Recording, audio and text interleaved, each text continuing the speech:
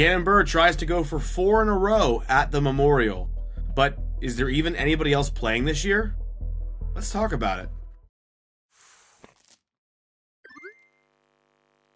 Welcome back, everyone, to Understable Discourse. Hopefully your go-to place for all the disc golf news and everything going on within the disc golf news sphere. Today I want to talk about a couple events coming up this weekend. We're going to talk about the Memorial and the Bottle Lake Open and kind of tease something that we're going to be doing here very shortly and hopefully next week. But got some stuff to go through. But before we go any further, if you appreciate the content we're putting out over here, you enjoy listening to the daily hot round stuff and these long form episodes, I would greatly appreciate if you could hit that subscribe button, like the video, leave a comment down below. It all helps to the growth and development of our channel. And I'm trying to, take this in bigger, better places going forward in 2026. So I appreciate you being here. Thanks. Let's get into the actual stuff for today.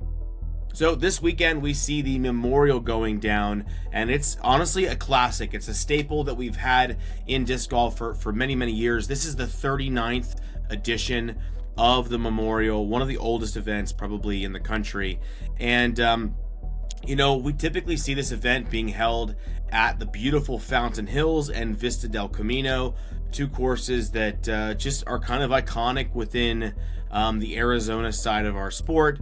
And there's a big change happening to this year's Memorial, and that's that Vista is under construction and completely unavailable to be used for any kind of play.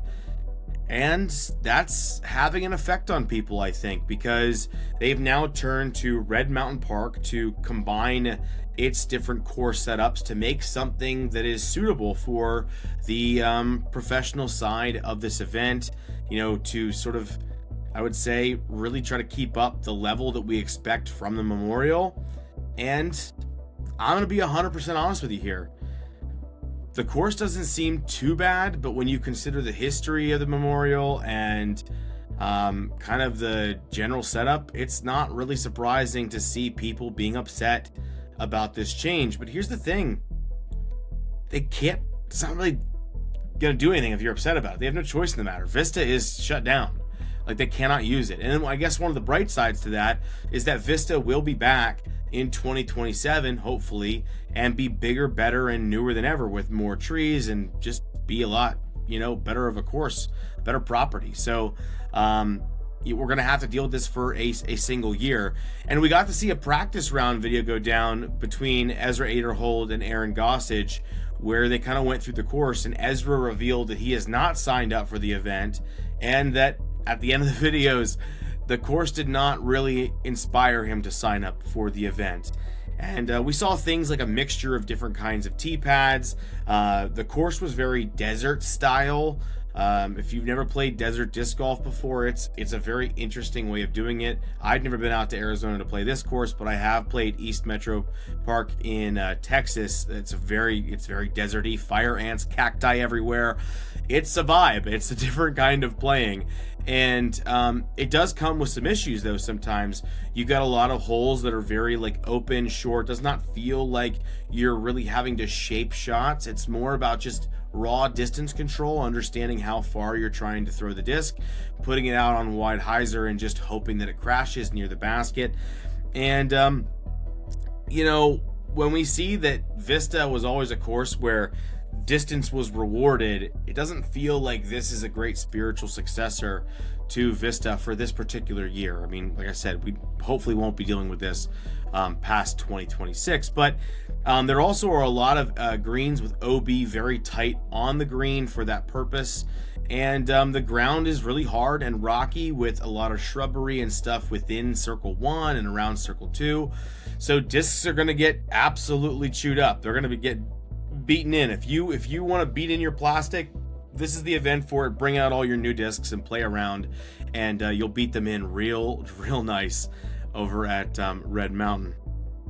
Now, one critique that I think is fair is I've seen people say that they should have scrapped Red Mountain Park and they should have just done 3 rounds at Fountain Hills and called that, a weekend for the Memorial. But here's the thing, I don't want to discount all the work that's being put in to make Red Mountain viable for this particular event. I know they're working hard, and there are a few holes in that practice round that were really interesting. Some of the longer par fours, or sorry, some of the shorter par fours that were eagleable if you really want to get aggressive. I think those are going to be exciting to watch. So, I think we have to just kind of take the good with the bad, and the course will be enjoyable, and we're going to get to see people, I think, tear it up out there.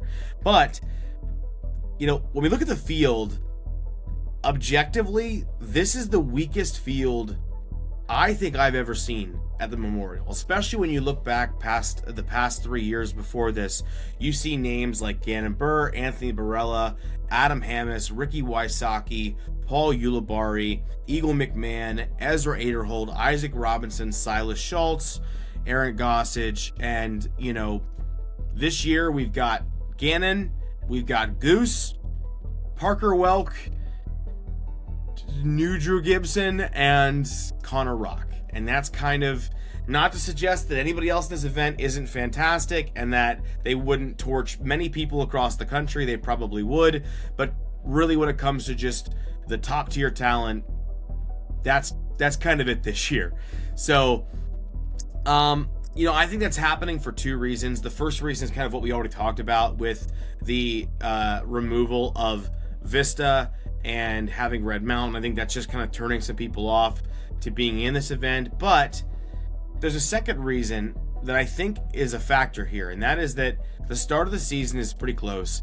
And if you look at the schedule between the DGPT events, the Jomez Pro events, the Go Throw events, the schedule was absolutely jam-packed in the first several months. So I think some pros are just kind of relishing that last bit of time they have to sort of get their reps in, relax a bit before the real heavy part of their year, starts in a few weeks. So I think we're seeing that happen here, and it's, it is what it is. I think it's still going to be a great event to watch. On the FPO side, it's kind of the same as it's always been. It's not super deep. We're going to see Owen Scoggins absolutely demolish the field, and Jennifer Allen and Kona Montgomery fight hard for second place. But in terms of my overall predictions for the event itself, like I just said, I think Owen's going to win FPO. I think that's pretty much given at this point. I'd put all my money on that. Be very surprised if she lost. Jennifer Allen can definitely do some work, but I think it's Owen's event to lose. Over on the MPO side, it's going to be Gannon Buhr fighting against Aaron Gossage, and I think that's just going to be what it is. Gannon has won this event the last 3 years in a row, so he's going for a four-peat here, and Goose has a brand new bag. Now, he did take the win down at La Mirada against a bit of a lighter field, and this will be some serious competition stepping up against Gannon here. Could Goose win? Goose is talented enough that he could, but is it likely? Is it anything, beyond the imagination? I don't think it is. I think Gannon's going to win this event. I think he's going to break 40 under par for the 4 rounds, and it's going to be 4 Memorial wins in a row for Gannon Buhr, and that's just how it's going to be. Now, moving over to the second event that's going down this weekend, we see the Bottle Lake Open is happening in Christchurch, New Zealand, and I'm super excited about it because this is, I think, one of the best courses, at least one of my favorite courses on the Tour Down Under circuit. It's a combination of some open park stylish holes with a portion of the course that's densely wooded with evergreen trees, and the fairway is just a bed of pine needles, so it makes the skips and the ground play really important. It's a really fun course to watch. Heavily recommend you do that this upcoming weekend as it goes out.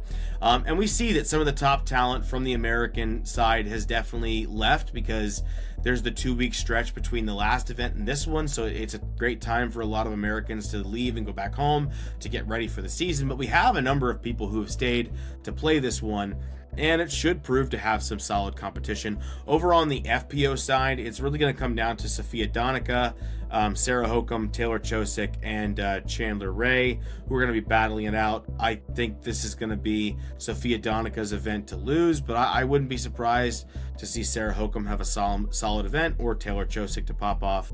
But this course, I think, requires a lot of like touch and precision, so I think Sofia is definitely the person who I'm leading on as the heavy favorite for this one on the FPO side. Over on the MPO, we still have some pretty standout players like Bradley Williams. We got Corey Ellis. You've got Matt Bell, Paul Oman. You've got Levi Stout, Luke Humphreys, and several other people, including Eli Swanson, who did take down the previous Tour Down Under event.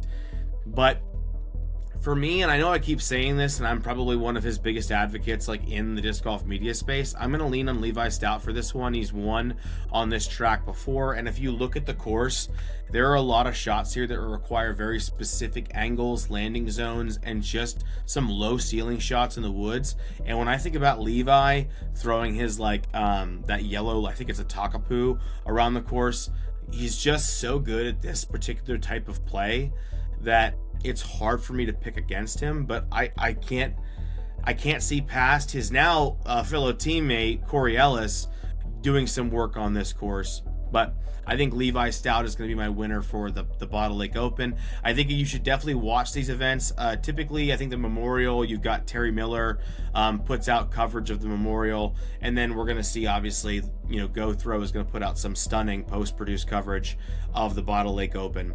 You should watch both these events this weekend. I think you're going to have a good time. And if you aren't going to watch them, but you still want to know what's going to happen, you want a quick summary, all that kind of stuff, make sure you check out our daily hot round videos that come out every single day over on Instagram Reels, YouTube Shorts, Facebook, and even, yes, TikTok. The TikTok community has been super strong. I appreciate everyone over there. Probably the first place we're going to reach 1,000 anything with. But YouTube, you can still beat them. We're getting closer and closer to that big, beautiful 4-figure subscriber mark. I would love it right now if you could go subscribe. I appreciate the growth of this channel. Is just something that's been super enjoyable recently. But one of the things I wanted to reference before I kind of close out the video, I know I got a little short, tight, quick one for you today, sub 15-minute video, is something I reported on yesterday, and that was Jaden Rye officially signing with the Emporia State University team for the spring semester and playing collegiate disc golf. And that, I think, if you're not familiar with how college disc golf works, probably sounds a bit odd to you. Why is a touring professional going to be playing college disc golf? How's that even possible? Could Gannon Burr go and play college disc golf? Well, the answer to that last one is no. And rather than explain to you the whole thing, I thought, wouldn't it be more fun to have Jaden Rye come on the show and tell you more about it himself? So I'm going to be reaching out to Jaden probably tonight and to see if he's willing to come on and do a little bit of an interview, talk about why he's doing that, why it's important to him to play collegiate disc golf, why collegiate disc golf matters, and you get to hear more right from the guy, right from the source, instead of just me talking to you. Although I do enjoy engaging with you wonderful people, as I stare into the lens of my camera. But that's been it for today. Thank you so much for tuning in. I really appreciate everyone who watches these videos, comments down below. We've had such wonderful engagement from the community. I love getting to see your questions and your conversation in the comments. I think we've got one of the smartest and one of the most, friendly, open discussion based platforms and communities of people within the disc golf news sphere. I know we're small, but each and every one of you is really, really appreciated. So thank you once again for your time. That's been it for today. I'll see you tomorrow for the hot round. I'll see you next week as we dive into more videos, hopefully with Jaden coming on to talk about the collegiate disc golf scene. And that's been it. So go out, play some disc golf this weekend. Let me know where you're going to be playing this upcoming weekend. I'd love to know. And if you're not doing that, make sure you watch disc golf. You got two great, wonderful events to watch with the Memorial and the Bottle Lake Open. All right, folks, I'll catch you later. This has been Understable Discourse. See ya.